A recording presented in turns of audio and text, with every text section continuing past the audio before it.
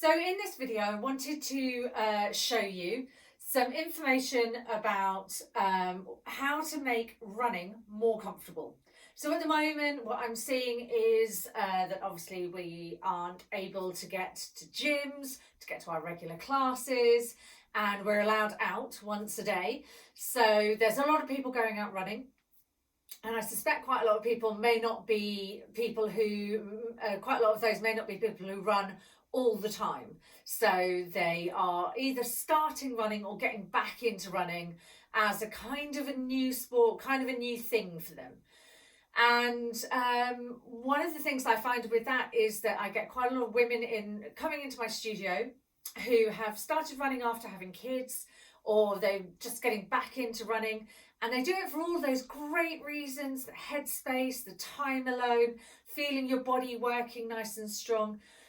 And the issue is that if we're not prepared well for it, if we don't set our body up nice and strong, ready for running, then we can start to suffer things like back pain, neck pain, shoulder pain, knee pain.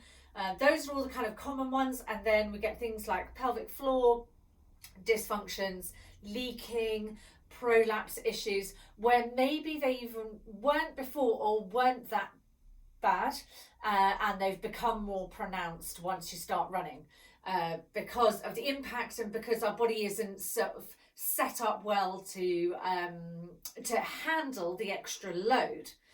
So I want to give a couple of videos to talk about the essentials of running and setting yourself up well for feeling strong as you run. Now, one of the things that I always talk to my clients about as the first ultimate thing is breathing. Always we start with breathing. Now, the next video is going to be on alignment, and actually it's kind of a toss-up between which one of them is most important. Really, they're completely interchangeable. And so in order to breathe well, you need to align and stack your body up well. In order to stack your body up well, you need to be able to breathe well. But one of the reasons why we start with breathing first is because breathing well through the whole of your rib cage, particularly the base of your rib cage around your diaphragm, is a mobility exercise all in itself. So if you do some breathing exercises through the day, I mean, clearly we all breathe through the day, but make it into an actual exercise in any posture that you're in. If you can go to bed feeling your breath coming all the way around your rib cage, if you get up and do a little exercise that helps to remind your body where to breathe, if every time you're sitting down either at the dinner table or at your office chair or slouched on the sofa and you feel that you're in a curve of the back and you feel the ability to expand into different parts of your spine and ribs by getting your breath to move deep and down into the base of the ribs, then you're creating a mobility exercise and a kind of a stretch all by itself, and that helps you to align really well. So when we get to breathe, we can stack our body up well, and then we're setting ourselves up for whatever it is that you want to do. Okay, so in this video, what I want to do is show you why breathing is important, so which is kind of what I've done so far. And I'm going to give you now a really great focus for when you go out running. So and then the last thing we're going to do, I'm going to give you one exercise, just one, to start you off thinking about how your body and your breath connect.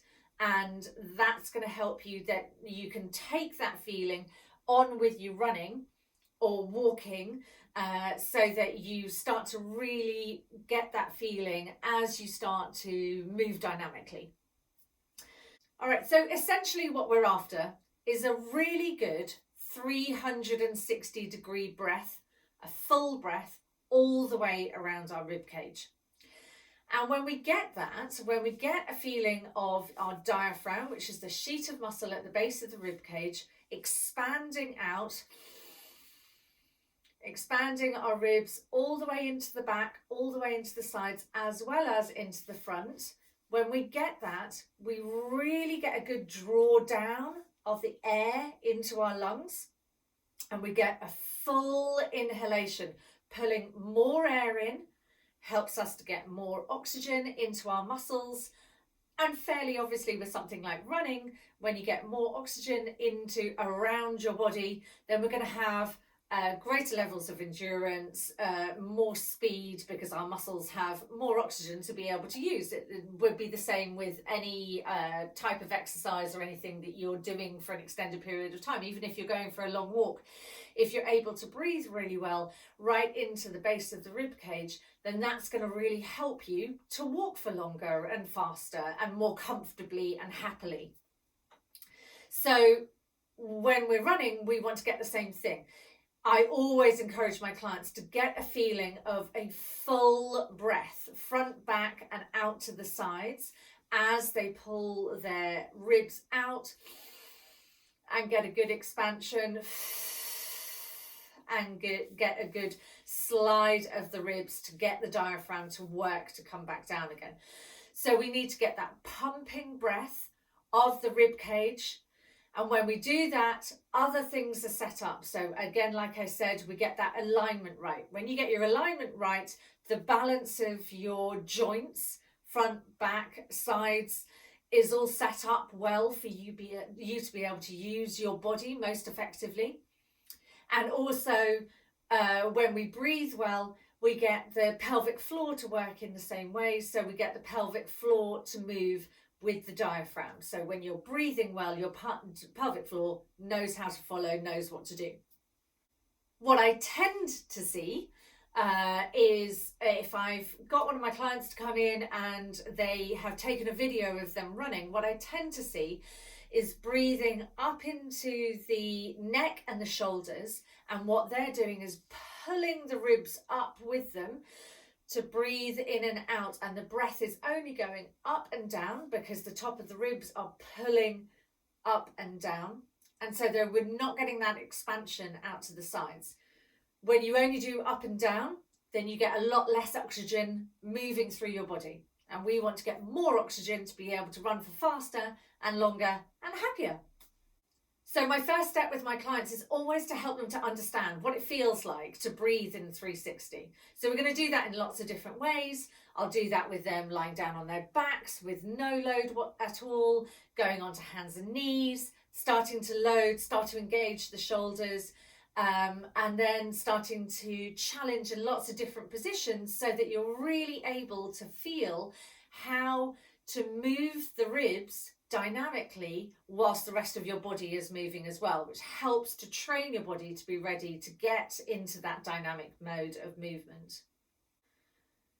Then when they start running, I always suggest to my clients to begin with, for a short period of time, to start running and feel the good alignment, feel the 360-degree breath, breathing all the way around, and keep running for as long as you can maintain that feeling of expansion. When you start to get too tired and you can't quite hold the endurance of aligning your body well, then you stop and walk, and then gather yourself together and then start again and get your body going again with the same feeling, the same 360 breath, the same feeling of the pelvic floor and the diaphragm sitting over the top of each other.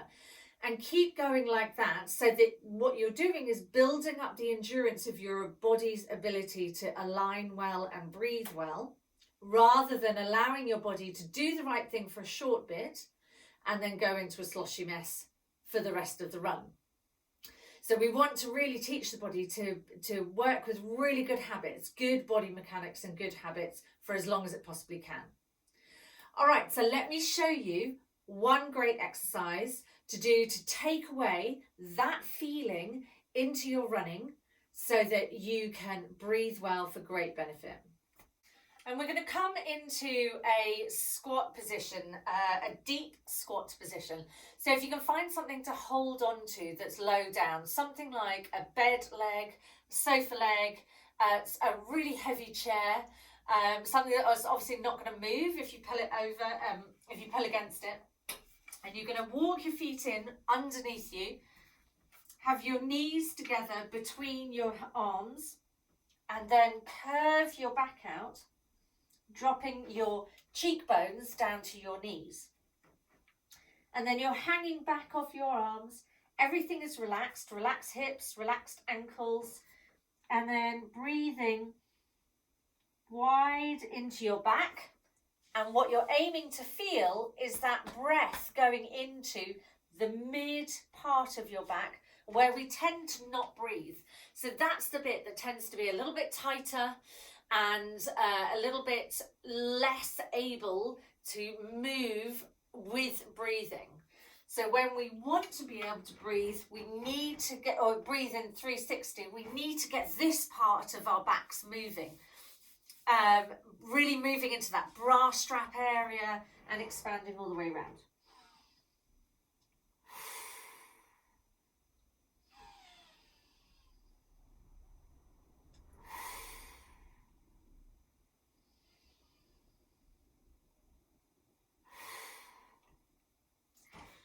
And so in that position, you want to do, let's say, around about 5 breaths, whatever you're comfortable with.